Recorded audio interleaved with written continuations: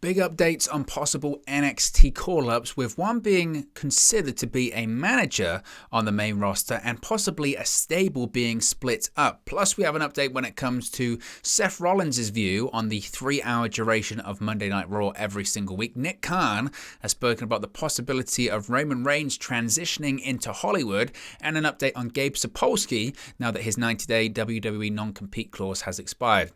All this and more in today's WWE News.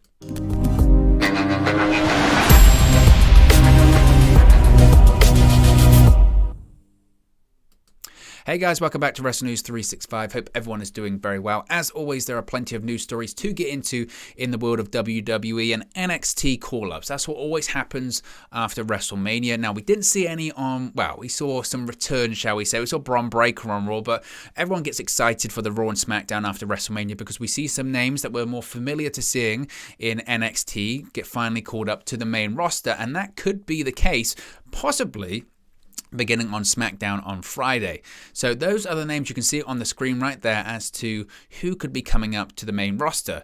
There's been recent talk about more NXT call-ups to the main roster. Now, a new report from Fightful Select, that being Sean Ross Sapp, notes that LA Knight and Raquel Gonzalez have both been pitched for call-ups to Raw and SmackDown. Now, it was noted while Gonzalez seems to be expected by most within NXT, Knight's situation didn't seem as certain. One pitch for LA Knight on the main roster would see him work as a manager due to his highly acclaimed mic work. There's no word on if this role was favored over Knight being a regular in-ring talent, but it was pitched. There have been several pitches to bring Gonzalez up to Raw and SmackDown in the past, but they never came to fruition for whatever reason. However, word now is that many expect her to finally be brought up. I will talk about those two in a second, but also another call-up could be Imperium, that being Gunther, and one other member of Imperium, with the other possibly staying in NXT. WWE is reportedly considering Imperium for a move from NXT 2.0 to the main roster. Now, this week's post-Stand and Deliver episode saw tension between Marcel Barthel and Fabian Aichner, which led to Aichner walking out on their match against the Creed brothers. There wasn't a real follow-up, but later on in the show, Barthel vented to Gunther about Aichner's actions, and Gunther told them he needed to get everything back together as he needed no distractions before his main event match against NXT champion Braun Breaker, which of course he was not successful in. In an update, a new report from Fightful Select, once again Sean Ross Sapp notes that there has been recent talk of bringing Imperium to the main roster. However, the pitch involved Gunther and Barthel being called up without Fabian Aichner. It was also noted that Imperium would likely end up on SmackDown, as that is heavily discussed as a destination for the faction. Now, Gunther, of course, moved to the United States earlier this year and began working on the NXT main brand full-time, joining Aichner and Barthel. Word now is that ever since Gunther made the move, the plan has been for him to end up on Raw or SmackDown. There's no word yet on why WWE is getting rid of Aichner from the group or what they might have planned for him, but of course, we'll keep you updated. So, plenty to really get involved in there, plenty to get my teeth into and discuss, and let me know your thoughts in the comment section below as always. The LA Knight one, I don't know what the obsession is. I really don't. There is this weird obsession with WWE of bringing talent up, and they could be a manager. If they can talk, they could be a manager. And it was like the Adam Cole situation reportedly last year, that he was pitched to possibly be a manager on the main roster of Keith Lee and have his hair cut and all that kind of stuff. Look, I can almost, it still is crazier as an idea, but I can understand their rationale at the time behind that of, Adam Cole's a smaller guy. Now, I think that's nonsense, but I can understand their rationale and perspective of, he's a smaller guy, he's good on the mic, he can be a manager that occasionally wrestles. I think it's a bad idea, but I can understand the rationale. With LA Knight, I really don't get it. I really don't get it. I said it when he was signed by WWE. I said it when he was working in the NWA. I remember one of the first episodes, and obviously if you're a fan of Impact, you've seen it for ages, when he was Eli Drake, but I remember seeing him doing the promos in the NWA on NWA Power, those old school podium promos. and he was just fantastic. He is, in my opinion, Vince McMahon's vision of a sports entertainer. This is a guy that can talk, he's got a great look, and he's got a million catchphrases, so you can market everything he says, put them all on t-shirts and merchandise and make a ton of money. Plus, again, he looks great. He's got the look. The only downside to LA Knight is that he's an older guy because he's been around for such a long period of time. He was previously in WWE developmental and it didn't work out. But for me, I think he's everything that Vince McMahon looks for. So when I see, we could possibly make him a manager, I'm like, why? Because the reason I say why is because eventually it will happen that every single time they do this, the manager will come in, say LA Knight, he'll be the man on the stick, he'll get over, and then eventually he'll wrestle, and eventually they'll go, why did they have him come in as a manager? But everyone knows that. So I think that's a crazy pitch. Whether or not it happens, I don't know, but I think that's just crazy. I think it really is. Again, there's a limited window with LA Knight. He doesn't need to be spending his first year on the main roster being a manager. He can be so much more than that. He can be a big star for WWE in this short period of time. Granted, you could say, well, WWE is so youth-focused and they've got a youth movement going on right now. Maybe they don't want to invest a load of time into a guy that's in his 40s. That's fair. That is fair. And maybe that's why they're thinking of him being a manager of, yeah, we could possibly make some money with him as a single star, but our focus should be on guys that are in their late 20s, early 30s. And maybe that's the direction for LA Knight. But I feel like myself personally, I'm reaching when I say that. Raquel Gonzalez, I was surprised when she won the NXT Women's Tag Team Championships along with Dakota Kai at the weekend. So the fact that she's dropped it pretty quickly afterwards says to me that she is going to go to the main roster. I think she should go to SmackDown. I think the women's division is lacking on that show, and there is a need for opponents. I don't know how I feel about a possible Raquel Gonzalez versus Charlotte Flair match. Raquel Gonzalez is a great attraction, and she's obviously incredibly powerful, and she's quite unique. But her work, for me, still needs improving. Now, I think that does get improved by working every single night or most nights on the road. But I think she's done her time, I think, in NXT at this point. So I think she'll probably end up going to SmackDown. So I don't have any qualms about that one. The Imperium one's odd. The Imperium one's very odd. The only thing I can think of is that they must have other plans for Fabian Eichner in NXT. Otherwise, it's just strange. And I thought myself, and maybe this is because this is the leftover remnants of the first era of NXT, but I thought the whole point of NXT 2.0 is that this transition from the main from developmental to the main roster was smooth, and yet WWE's doing what they did before in having talents that are over in NXT and yet still making changes. Granted, some of these changes are to talents that were fostered, if you will, in the original NXT. So people like Pete Dunne was part of the original NXT, gets called to the main roster, complete radical change. He's now Butch. LA Knight came in the original NXT. He comes to the main roster, he's going to be a manager. Imperium, Walter, Gunther, whatever you want to call him, was part of the original NXT UK and then, I guess, NXT, but still, haven't they done those changes? So the fact that they would still be changing Imperium just seems odd. I'm a huge fan, actually, of Marcel Barthel. I think he's one of the best technical wrestlers they've got on the roster. I just saw an interview that he did with Nick Houseman, or they all did with Nick Houseman during WrestleMania weekend of Wrestling Inc., and I thought it was fascinating about them saying what a collective they were and that they're the best technical wrestlers in the WWE, etc., etc., etc.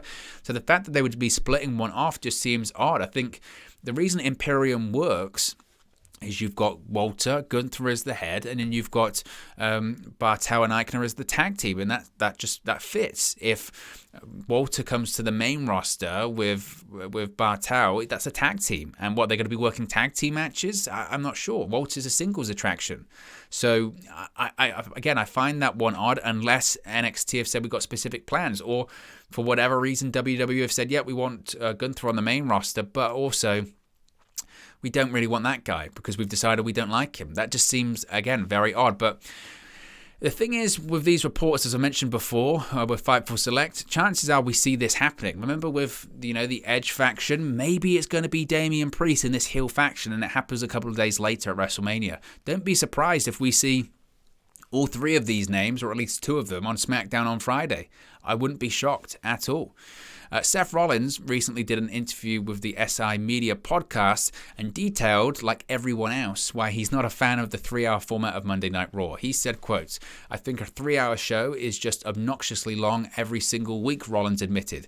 "Everything gets stretched out, you've got to cram, you've got to fill 3 hours of television, there's nothing to be done, that's just how it is. So I think 2 hours is a beautiful kind of number for a pro wrestling show, and I think it's easier to make everything mean a little bit more." This is hardly revelationary news, because it just is. But we can complain, and as fans we can complain. And what's wild is WWE, and this is the kind of thing that just shows that money talks. But WWE's aware that a 3-hour wrestling show every single week is too much. WWE is more than aware that it's way, way too much, and it's difficult to do. And the product suffers, and the ratings suffer because of it.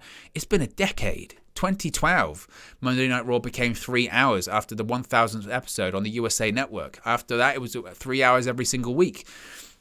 But it will always continue to be 3 hours as long as USA Network is willing to pay for it, or NBC Universal, rather, is willing to pay for it. As long as they're happy to pay for that third hour, WWE is going to produce that third hour. They get paid a pretty penny to produce that third hour. They don't care if it's to the detriment of the product. They don't care if it's to the detriment of the ratings, of the crowds, or whatever it may be, because they make a significant amount of money. And from USA Network, NBC Universal's perspective, they could have that third hour be a USA Network original drama, but it won't draw the numbers that Monday Night Raw does in that time slot, even though that 10 to 11 spot is near death for that program and it's significantly lower every single week. It's still a higher number of people than would tune in otherwise, and that's why NBC Universal wants to keep it that way. And as long as they pay WWE, they're happy to do so. The moment that NBC says we're going to reduce the price, or if they go to another network, if another network license Monday Night Raw in the future and they say we want it to be 2 hours, it will be 2 hours. That's just it. WWE is just doing what they're getting paid for. And again, they don't necessarily care much about the product suffering or the rating suffering because they make a lot of money. It's business, and that's just it. So I don't think it's going anywhere anytime soon unless USA Network changes their mind. It certainly isn't going to be a WWE prerogative. Why would they want to not make money? It doesn't make any sense. Roman Reigns, could he be going to Hollywood? Well, since The Rock made the transition from professional wrestling to Hollywood, WWE has had no shortage of stars leap into major motion pictures. Former WWE champions like Batista and John Cena have flexed their acting muscles in franchises like Guardians of the Galaxy and Peacemaker, respectively. Now, Nick Khan, WWE president, of course, was speaking to The Town and noted that the company sees undisputed WWE Universal Champion Roman Reigns as the next guy to make that eventual leap. He said, quote, "We think he's certainly up there. We have big plans to help him cross over, which we think will be great for him and certainly great to do with him." I mean, he was already in the Hobbs and Shaw movie with The Rock, right? When was that? That was 2018, I think, maybe 2019, around that period of time.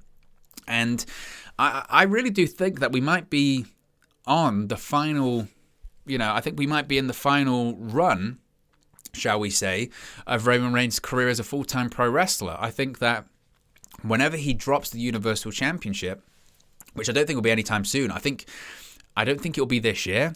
I don't think he'll be at WrestleMania next year. I think Roman Reigns holds the Universal Championship, not the undisputed Universal Championship, because that is going to go. But I think Roman Reigns holds the Universal Championship. Again, I think he holds it at least until WrestleMania next year, and I think he faces The Rock. At least that's the hope, and I think he wins. Maybe it's the following year's WrestleMania, which I know seems wild because it's so far away, but who else? Who else is going to take it off him? Cody Rhodes might win the WWE Championship, and I think that might be the plan. But as to who is the next heir to the throne, I can't see it. I don't know who it's going to be. And I think come the end of that might be when Roman decides to transition into Hollywood. Obviously, being The Rock's cousin, obviously the look he has, a few acting credits to his name. I wouldn't be shocked if he goes into Hollywood. I'm sure that casting agents and studios like Marvel would absolutely be interested in getting him in. So we'll see. Again, I wouldn't be shocked if he's the next name to cross over. Also, a shout out. They mentioned Peacemaker as well there. I finished it the other day. Brilliant. what a show that is. I think it's the best DCEU thing I think I've seen. It's so good. It's so good. Finally, Gabe Sapolsky. We have an update on the former Evolve owner. Longtime pro wrestling booker, promoter, and consultant Gabe Sapolsky is officially a free agent as of yesterday. After 28 years in the business, Sapolsky was released from his WWE NXT job back on January 6, along with other behind-the-scene workers from WWE Developmental. Sapolsky revealed that he's found non-wrestling interest in the last 3 months and will not be pursuing any wrestling-related jobs for the time being. Sapolsky did list several wrestling-related gigs he's interested in taking, which can be seen in a really long statement on social media. Now, Sapolsky has had numerous key roles in pro wrestling over the years. He worked as Paul Heyman's personal assistant in the original ECW, the co-founder and head booker of Ring of Honor, the vice president of Dragon Gate USA, creative/talent relations and marketing roles with WWN, and was the founder and booker of Evolve Wrestling. WWE hired Sapolsky in January 2018 to work as a consultant. He mainly worked on the NXT brand until being released on January 6th of this year. So, what will he do next? I'm not sure. I mean, the pro wrestling landscape is rife at the moment, and it's fertile for other companies to pop up. So I wouldn't rule out Sapolsky appearing in maybe another of his own promotions sometime in the future. I wouldn't rule it out at all. Anyway, guys, let me know your thoughts on today's WWE news stories in the comment section below. Be sure to like and subscribe to Wrestle News 365, and I'll speak to you again very, very soon. Hey guys, thank you for watching, listening, streaming, or however you come across this video today. Be sure to click on the video on the right there to watch our next video, or click the bottom there to subscribe, or the bottom right hand corner. Thank you very much, and I'll speak to you again very soon.